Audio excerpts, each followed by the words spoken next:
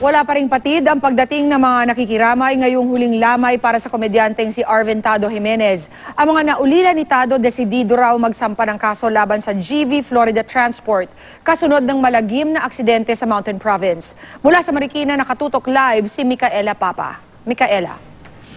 Pia, mula kagabi hanggang ngayon ay dagsa ang dumadalaw dito sa huling gabi ng lamay ni Arvin Tado Jimenez dito sa Marikina.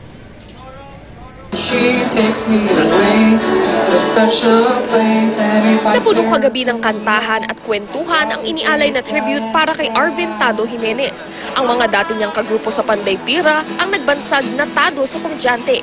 Noon pa man daw kakaiba ng mag-isip si Tado. Nakita sa pagsusuot niya ng magkaibang medyas. Inspirasyon din daw si Tado dahil sa pakikipaglaban para sa kanyang mga paniniwala. Hindi ko siya makakalimutan. Tunay na kaibigan, kasama. Lalo na kasama. Sayang, laking kawalan sa industriya. Sina Pecto at May Bautista inalala naman ang huling sandali kasama si Tado. Bago kasi bumiyahe papuntang Sagada, nag-taping muna sa programa ng GMA News TV na day off si Tado nito lang nakaraang linggo. Nakita ko maaliwalas yung mukha niya. Yun yung natandaan kong premonition niya sa akin.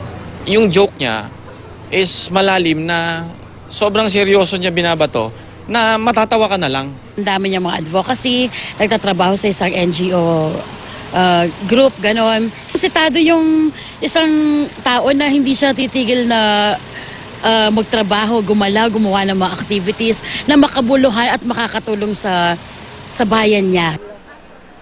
Tuloy-tuloy rin ngayon ang dating ng mga kaibigan ni Tado.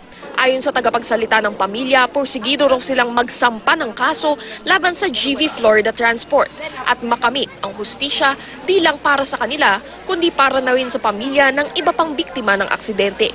Si Tado, aktivista yon. So definitely hindi niya papayagan na walang justice na maibigay hindi lang sa kanya kundi lalo na sa mga kasama niya at pamilya ng mga kasama niya. We'll try to get in touch with other families para organisahin to file a stronger case talaga. Ang ama naman ng musician at visual artist na si David Sikam, isa rin sa nasawi sa aksidente, sinabing pampalubag loob daw sa kanya na ang mga huling sandali ng buhay ng anak nagamit sa pagsagip sa bunso nitong si Amien. Pero nakasasama raw ng loob na ni minsay hindi raw nagparamdam o nagpaabot ng tulong ang Florida Trans Company. Assistance is needed. They were injured, but they never did that so far. There should be an element of compassion. Pia, ayon sa tagapagsalita ng pamilya ni Tado, kanina ay dumating na raw ang isang kinatawan ng Florida Trans Company dito upang magpaabot ng kanilang pakikiramay sa pamilya. Tulad naman ng iyong nakikita ngayon, sa dami nga ng nakikiramay dito kay Tado, ay isinara na itong isang bahagi ng V. Gomez habang nagpapatuloy itong public viewing sa huling gabi ng kanyang lamay. Nakatakda ng i-cremate ang labi ni Tado bukas, alas 9 ng umaga sa Loyola Crematorium dito sa Marikina. Pia? Maraming salamat, Micaela Papa.